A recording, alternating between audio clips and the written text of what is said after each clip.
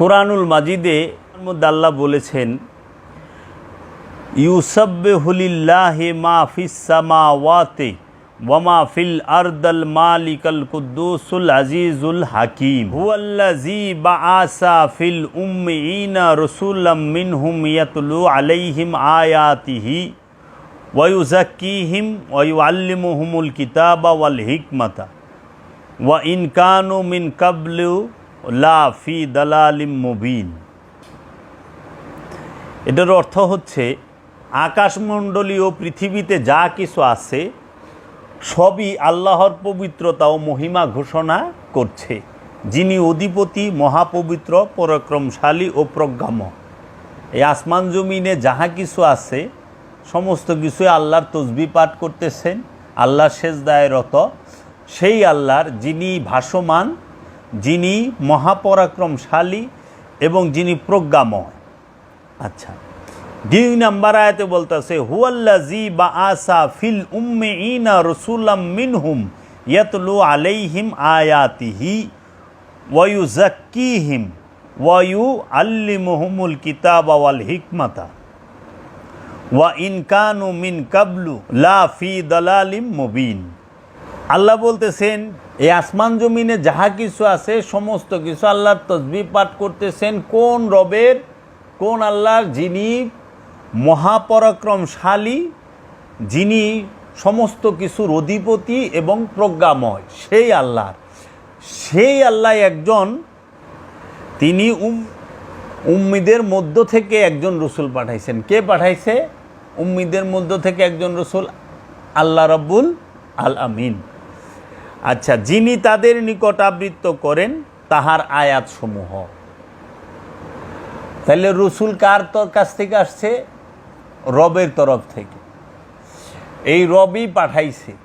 কোন রবে? যেই রবের সেজদা আসমান জমিন, গাছপালা, তরুলতা, সমস্ত সৃষ্টি সবাই যার তসবিহ পাঠ করতেছেন, যিনি মহাপরাক্রমশালী, যিনি অধিপতি, যিনি প্রজ্ঞাময়। সেই রসুলকে কেন পাঠাইলেন? তিনি উম্মিয়িনদের মধ্য থেকে একজন রসুল নির্বাচন করে রসুলকে পাঠাইলেন। কাদের মাঝে? আমাদের মাঝে, মানুষ এবং জিনের মাঝে। কেন পাঠাইলেন? কি কারণে পাঠাইলেন? আল্লাহ যে মানুষের মধ্যে, জিনের মধ্যে রসুল পাঠাইলেন, কেন পাঠাইলেন সেই যে কথাটাই এখানে আল্লাহ বলছে, আলাইহিম। আলাইহিম মানে তাহাদের উপরে, আমাগো উপরে। আলাইহিম আয়াতিহি, যে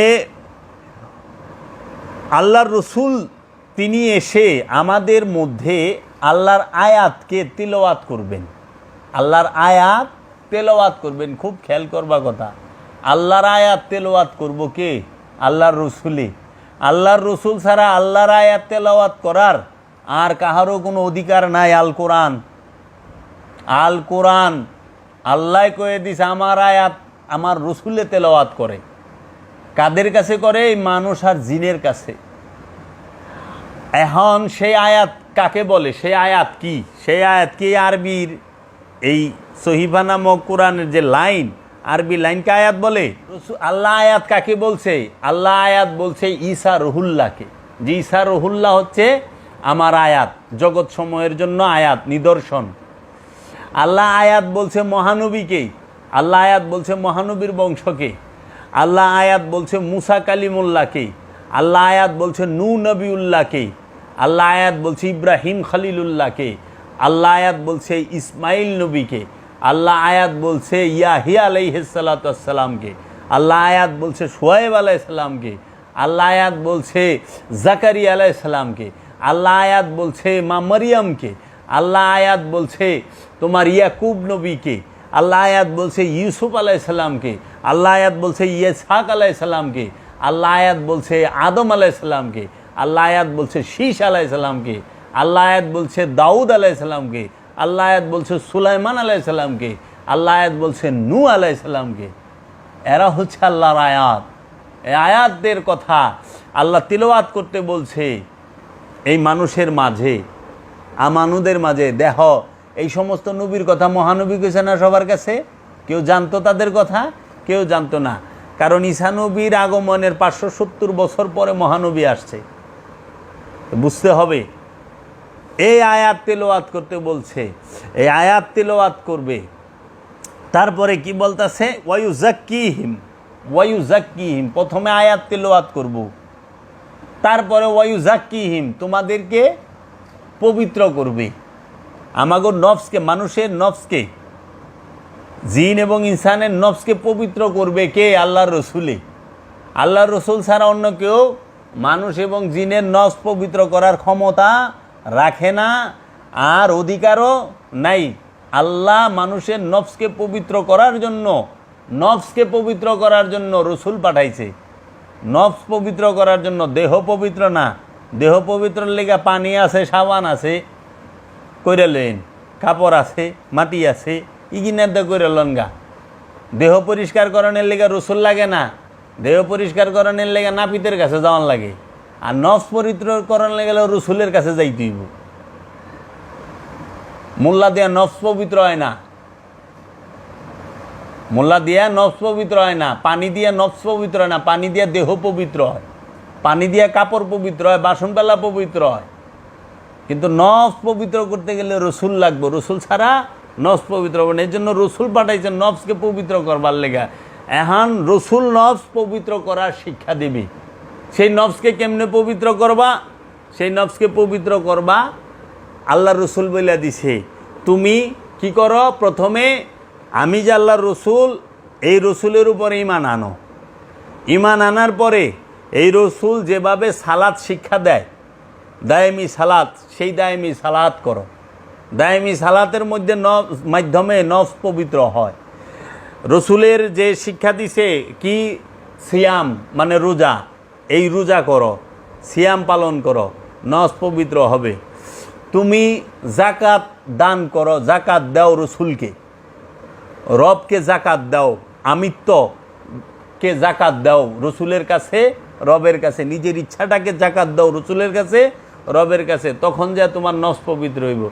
আবার কইছে তুমি কুরবানি করো, কুরবানির মাধ্যমে তোমার নফস পবিত্র হবে।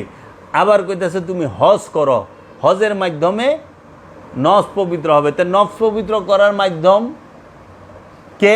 নফস পবিত্র করব, নফস পবিত্রের শিক্ষা দিব রসুলে।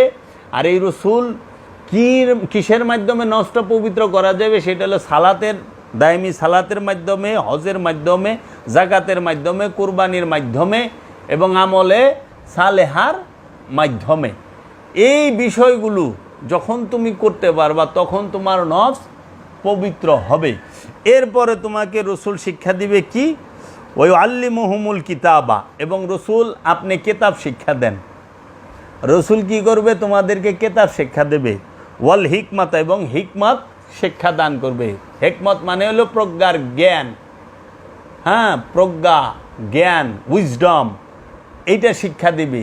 অথচ এর আগে তারা ঘোর বিভ্রান্তিতে পড়েছিল। রসুল আহনের আগে এবং এই আয়াত তেলাওয়াতের আগে, নফসকে পবিত্র করার আগে, কেতাব শিক্ষা দেবার আগে এবং হিকমত দান করার আগে তোমরা সবাই কি ছিলা? বিভ্রান্ত ছিলা, গুমরাহিতে ছিলা, অন্ধকারে ছিলা। রসুল আসার পরে, রসুল যখন তোমাদেরকে আয়াত তেলাওয়াত করছে, তোমাদের কাছে তোমাদের নফসকে পবিত্র করছে, কেতাব শিক্ষা দিছে, হিকমত দিছে, তখন তোমরা এই গুমরাহি থেকে, অন্ধকার থেকে আলোর পথে আসছো, তখন তোমরা হইছ মুমিন। এই আয়াতের মধ্যে পেলাম রসুলের কাম কয়টা? চারটা। চারটা কি? আয়াত তেলাওয়াত করা, নফসকে পবিত্র করা, কেতাব শিক্ষা দেওয়া এবং হিকমত দান করা। এই কাজ হইল রসুলের। রসুলের জন্য নামাজ না, রসুল নামাজ পড়বার আহে নাই, রসুল নামাজ শিক্ষা দিতেইছে। রসুল রোজা করতে আসে নাই, রসুল রোজা শিখাইতে আসছে। রসুল হজ করতে আসে নাই, রসুল হজ শিখাইতে আসছে। রসুল কুরবানি করতে আসে নাই, রসুল কুরবানি শিখাইতে আসছে। রসুল জাকাত দিতে আসে নাই, কারণ জাকাত কারে দিব? রসুল সবই তো গোলাম, গোলামের উপরে জাকাত নাই, গোলামরে জাকাত দেওয়া যায় না। এজন্য রসুল জাকাত দেওয়া শিখাইতে আসছে।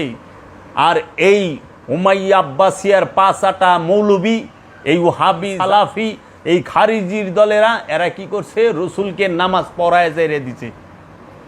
নফস পবিত্র রসুল করতে আসছে। রসুলের নফস পবিত্র করার লাগবে না, কারণ নবী জন্মের আগেই মাসুম নবী হয়ে আগমন করে। আয়েশাকেও নবী হয় না, রসুল হয়েই আসছে, আয়েশা হয় নাই।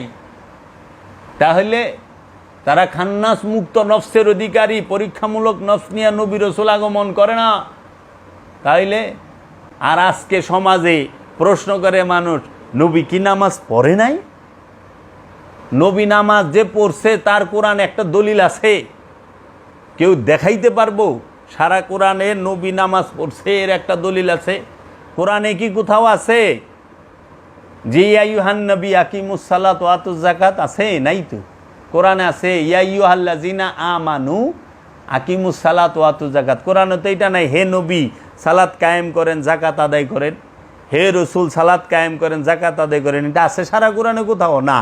আছে কি ইয়া আইয়ুহাল্লাযিনা আমানু আকিমুস সালাত ওয়া আতুজ যাকাত, হে আমানু সালাত কায়েম করো, যাকাত আদায় করো। এই কোরআনে মুমিনের কথাটাও নাই যে মুমিন নামাজ পড়ো, যাকাত দাও। আছে আমানু।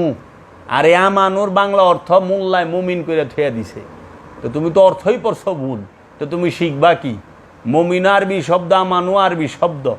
আমানুর থেকে অনেক ঊর্ধ্ব স্তর হইল মুমিন। মুমিনের লগে আল্লাহ থাকে, আমানুর লগে আল্লাহ থাকে না। মুমিনের লগে আল্লাহ থাকে আর আমানুর লগে শয়তান থাকে, আল্লাহ থাকে না। আর মুমিনের লগে কোনোদিন শয়তান থাকে না, আল্লাহ থাকে। আর আমানুর লগে শয়তান থাকে, আল্লাহ থাকে না। তা আমানু আর মুমিনের তফাৎ আসমান আর জমিন। আমানু শয়তান যুক্ত আর মুমিন শয়তান মুক্ত। তো আমানু আর মুমিনের তফাৎ বুঝে না। বিরাট বড় আলেম হয়ে বয়ে রয়েছে, বিরাট বড় ইসলামী স্কলার, বিরাট বড় পীরে কামেল। এখানে পীরে কামেলের নমুনা। রসুলের কাজ কি আমি ছাড়া বাংলার জমিনে কেউ বলে নাই।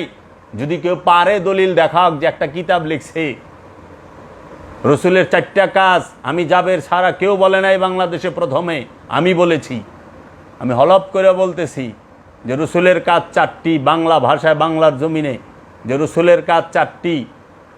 রসুল কি কি করবে? রসুল নামাজ পড়তে আসে না, রসুল নামাজ শিখাইতে আসছে। রসুল হচ্ছে গুরু, আমরা হচ্ছি ছাত্র। আমানু হইল ছাত্র, রসুল হইল গুরু। গুরুর জন্য শিক্ষা না, শিক্ষা হইল ছাত্রের জন্য। কারণ গুরু শেখার পরেই গুরু হয়, জানার পরেই গুরু হয়। গুরু শিখাবার আসে। উস্তাদ শিক্ষক, শিক্ষক কি পড়ার লেগে আহে না পড়াইবার লেগে আহে? শিক্ষক পড়াইবার লেগে আহে, পড়াইবার আইলে পড়ন লাগে। এটা বুঝতেইব যে শিক্ষক যখন আমাকে পড়াইতে আসবে তখন তারও পড়তে হবে আমার সাথে। আমারে লেখা শিখাইতে হলে তারও লিখতে হবে। তাই বিলে এইটা বলার কোনো মানে নাই যে শিক্ষক শিখছে। তাহলে এই যে কোরআনের এই রহস্য ঢাইকা রাখছে কেন?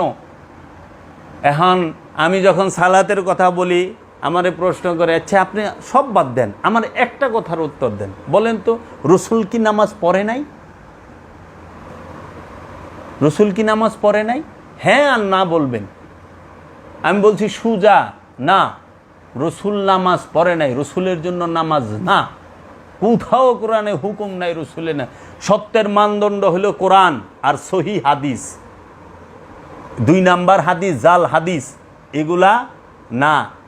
আনুষ্ঠানিক সালাত রসুল শিক্ষা দিতে পারে, দায়মি সালাত রসুল শিক্ষা দিয়েছেন, কিন্তু দায়মি সালাত আর আনুষ্ঠানিক সালাত রসুলের জন্য নয়। এটা হলো আমানুর জন্য। আমানুর জন্য। এই পশু কুরবানি রসুলের জন্য নয়, এই কুরবানি রসুলের জন্য না, এটা হলো আমানুর জন্য, নবীর জন্য না। অনেকে কয় যে রসুল কি পশু কুরবানি করে নাই। রসুল যদি পশু কুরবানি কইরাও থাকে সেটা আপনি গেলে গা, রসুলের লেগা না। রসুলের লেগা কুরবানির দরকার নাই তো, কারণ উনি তো আগেই রসুল, রসুল হয়েই আগমন করছে। এই যে এখানে যে বললো হুয়াল্লাযী বাআসা ফিল উম্মিয়িনা রাসূলাম মিনহুম ইয়াতলু আলাইহিম আয়াতিহি, তিনি উম্মিনদের মধ্যে তাদের একজনকে রসুল হিসেবে পাঠিয়েছেন। রসুল হিসেবে পাঠিয়েছেন, বানিয়েছেন তো কয় নাই, পাঠিয়েছেন। এই যে প্রমাণ রসুল যে হয়ে আইছে, 40 বছরে নবুয়ত পায় নাই। মহানবী আদম এবং হাওয়া, বাবা আদমের যখন মাটি ও পানিতে ভাসমান তখনও তিনি নবী। তিনি সমস্ত নবীদের আগে নবী, সেই